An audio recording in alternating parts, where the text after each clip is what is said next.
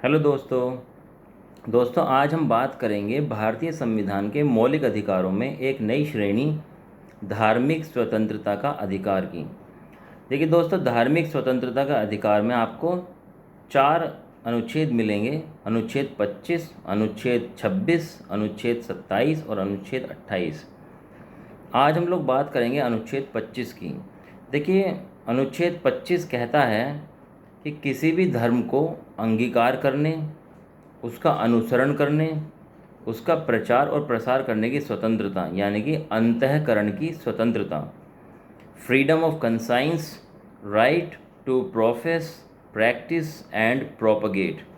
यानी कि आप किसी भी धर्म को अंगीकार कर सकते हैं, उसका अनुसरण कर सकते हैं, यानी कि उसमें जो भी रिचुअल्स हैं, जो भी कर्मकांड हैं, जो भी पूजा पद्धति है उसकी, उसको फॉलो कर सकते हैं। उस धर्म को प्रचार और प्रसार करने का आपका अधिकार है और ये अधिकार आपको भारत का संविधान देता है।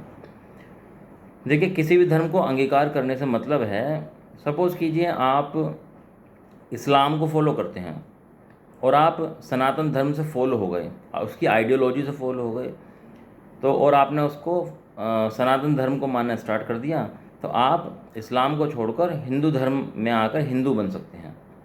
इसी प्रकार से यदि आप सनातन धर्म को मानते हैं और आप इस्लाम की आइडियोलॉजी को फॉलो करने लगे या उससे प्रभावित हो गए, तो आप इस्लामिक धर्म को मानने लगेंगे, आप मुस्लिम बन जाएंगे।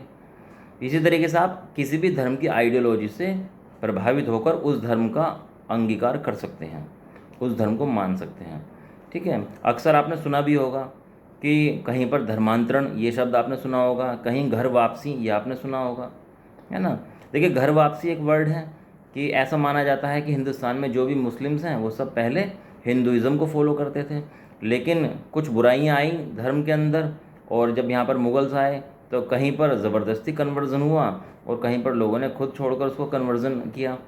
इसी प्रकार से धर्मांतरण के वर्ड आपने सुना होगा, है ना। लोग प्रभावित हो जाते हैं अलग धर्म की आइडियोलॉजी से, या कहीं पर उनको ज़बरदस्ती भी कन्वर्ज़न किया जाता है ना। इसके लिए बहुत सारी मिशनरीज़ भी काम कर रही हैं।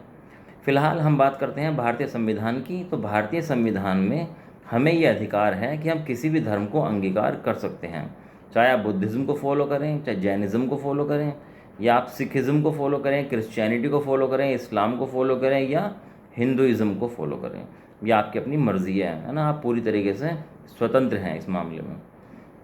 फिर आपने धर्म को अंगीकार कर लिया, अब उसका अनुसरण करने की स्वतंत्रता है। यानी कि पहले आप समझिए कि आप मस्जिद जाते थे, लेकिन आप जब हिंदुइज़्म में आ गए तो अब आपको पूजा पद्धति बदल गई, आप मंदिर जाने लगे, आप गीता, है ना, रामायण ये पढ़ने लगे हैं।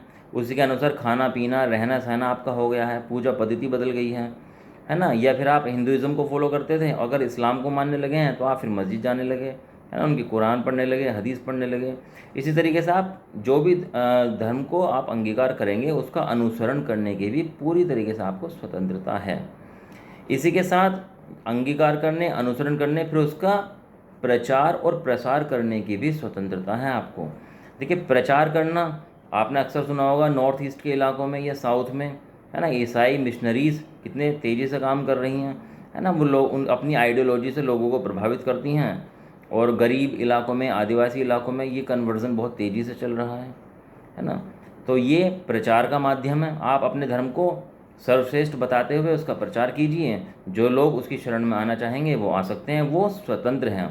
ठीक है, तो आपको प्रचार करने की स्वतंत्रता है, और इसी के साथ आपको अपने धर्म को प्रसार करने की भी स्वतंत्रता है। प्रसार यानी कि एक्सपेंशन, बड़े एरिया में आप अपने धर्म को फैला सकते हैं, उसकी आइडियोलॉजी के थ्रू आप लोगों का जो है कन्वर्ज़न उसी के तरीके से कर सकते हैं, है ना। लेकिन वो ज़बरदस्ती होना नहीं चाहिए। लोग प्रभावित होकर अपने आप कर लें वो अलग बात है, लेकिन ज़बरदस्ती किसी के ऊपर कोई भी धर्म थोपा नहीं जा सकता है। तो दोस्तों, ये था हमारा आर्टिकल 25। फिर से मैं आपको एक बार बता देता हूँ। अंतःकरण की स्वतंत्रता, यानी कि किसी भी धर्म को अंगीकार करने, उसका अनुसरण करने और उसका प्रचार और प्रसार करने की स्वतंत्रता है। यह मौलिक अधिकार भारतीय नागरिकों और गैर नागरिकों पर भी लागू होता है। दोस्तों, कैसा लगा आपको अनुच्छेद 25? कमेंट करके मुझे ज़रूर बताइएगा, और कोई क्वेरी हो तो प्लीज़ आप पूछ सकते हैं। और जो भी बच्चे तैयारी कर रहे हैं उन तक ये वीडियो आप शेयर कर दीजिएगा, ताकि उनका भी भला हो। और मेरी इस वीडियो को आप ज़्यादा से ज़्यादा लाइक, शेयर और सब्सक्राइब कीजिएगा। और मिलते हैं अगली वीडियो में अनुच्छेद 26 के साथ। तब तक जय हिंद, जय भारत और नमस्कार।